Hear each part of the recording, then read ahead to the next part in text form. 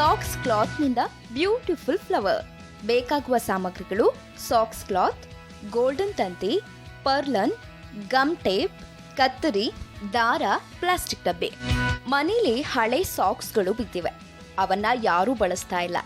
ಬಿಸಾಡೋದಕ್ಕೆ ಮನ್ಸು ಬರ್ತಿಲ್ಲ. ಏನ್ ಮಾಡೋದು ಅಂತ ಚಿಂತೆ ಮಾಡಬೇಡಿ. ಆ ಹಳೆ ಸಾಕ್ಸ್ ನಿಮ್ಮ ಮನೆಯನ್ನ ಅಲಂಕರಿಸುವುದಕ್ಕೆ ಉಪಯೋಗವಾಗುತ್ತೆ. ಅದ್ ಹೇಗೆ? ಬನ್ನಿ ನೋಡೋಣ. ಮೊದಲಿಗೆ ಸಾಕ್ಸ್ ಕ್ಲಾತ್ ಅನ್ನ ತೆಗೆದುಕೊಳ್ಳಿ. ಇದು ನೈಲಾನ್ ಮೆಟೀರಿಯಲ್. ಯಾವ ಬಣ್ಣದ ಬಟ್ಟೆಯನ್ನ ಬೇಕಾದ್ರೂ ಯೂಸ್ ಮಾಡ್ಕೋಬಹುದು. ಇವತ್ತು ನಾವು ಬೇಬಿ ಪಿಂಕ್ ಮತ್ತು ಹಳದಿ ಕ್ಲಾತ್ ಅನ್ನ ಯೂಸ್ ಮಾಡ್ತಾ ಇದೀವಿ. ನಂತರ ಒಂದು ರೌಂಡ್ ಶೇಪ್ ನ ಡಬ್ಬಿಯನ್ನ ತೆಗೆದುಕೊಳ್ಳಿ. ಡಬ್ಬಿ ರೌಂಡ್ ಶೇಪ್ ಅಲ್ಲೇ ಇರಬೇಕು. ಇಲ್ಲವಾದ್ರೆ ಅಳತೆ ಏರುಪೇರಾಗಿ ಫ್ಲವರ್ ಸರಿಯಾಗಿ ಬರುವುದಿಲ್ಲ. ಅದಾದ ಬಳಿಕ ಗೋಲ್ಡ್ ಕಲರ್ ತಂತಿಯನ್ನ ತೆಗೆದುಕೊಂಡು ಡಬ್ಬದ ಸುತ್ತಲೂ ಅದೇ ಶೇಪ್ ನಲ್ಲಿ ಸುತ್ತೆ.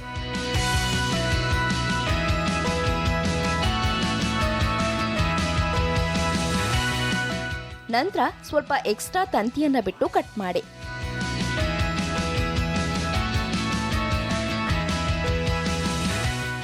ಆ ತಂತಿಯ ಸುತ್ತ ಸಾಕ್ಸ್ ಕ್ಲಾತ್ ಅನ್ನ ಸುತ್ತೆ.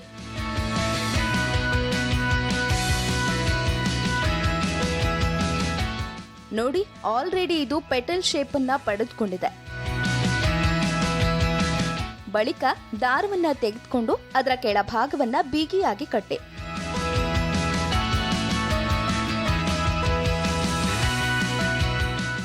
ಹೀಗೇನೆ ಬಣ್ಣ ಬಣ್ಣದ 5-6 ಪೆಟಲ್ಸ್ ಗಳನ್ನ ಮಾಡ್ಕೊಳ್ಳಿ.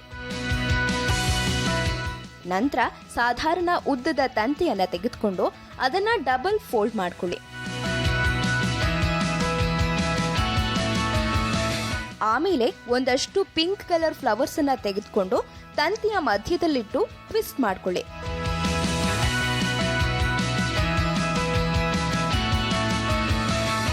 ನಂತರ ಪ್ಲಾಸ್ಟರ್ ತೆಗೆದುಕೊಂಡು ಫಿನಿಶಿಂಗ್ ಮಾಡ್ಕೊಳ್ಳಿ. ಪ್ಲಾಸ್ಟರ್ ನ ಕೈಯಿಂದ ಕತ್ತರಿಸಬೇಡಿ, ಯಾಕಂದ್ರೆ ಫಿನಿಶಿಂಗ್ ಸಿಗೋದಿಲ್ಲ. ಅದಕ್ಕೆ ಸೀಸರ್ ಬಳಸಿ ಕಟ್ ಮಾಡಿ. ಹೀಗೆ ರೆಡಿ ಮಾಡಿಟ್ಕೊಂಡಿರೋ ಫರ್ಲನ್ಸ್ ಗಳನ್ನ ಇಟ್ಕೊಂಡು ಅದರ ಪಕ್ಕಕ್ಕೆ ಒಂದು ಪೆಟಲ್ ಇಟ್ಟು ದಾರದಿಂದ ಸುತ್ತಬೇಕು.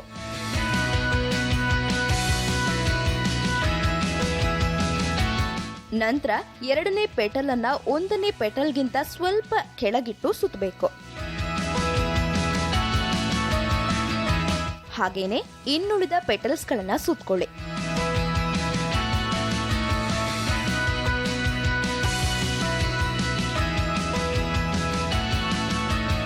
ಒಟ್ಟು 5 ಪೆಟಲ್ಸ್ ಇಟ್ಟು ಫ್ಲವರ್ ಶೇಪ್ ಮಾಡ್ಕೊಳ್ಳಿ.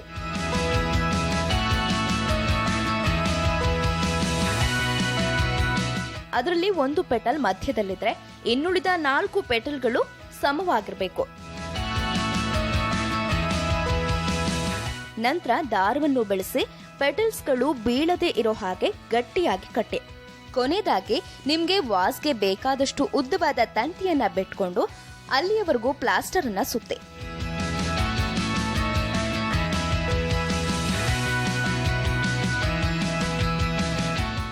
ನಂತರ ಆ ದಳಗಳನ್ನ ಸ್ವಲ್ಪ ಅರಳಿದಂತೆ ಮಾಡಿ.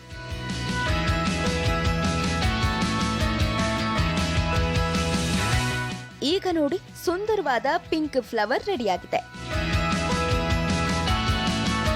ಹೀಗೆ ಡಿಫರೆಂಟ್ ಕಲರ್ಸ್ ನ ಫ್ಲವರ್ ತಯಾರಿಸಿ ವಾಸ್ ನಲ್ಲಿಟ್ರೆ ತುಂಬಾನೇ ಅಟ್ರಾಕ್ಟಿವ್ ಆಗಿ ಕಾಣಿಸುತ್ತೆ.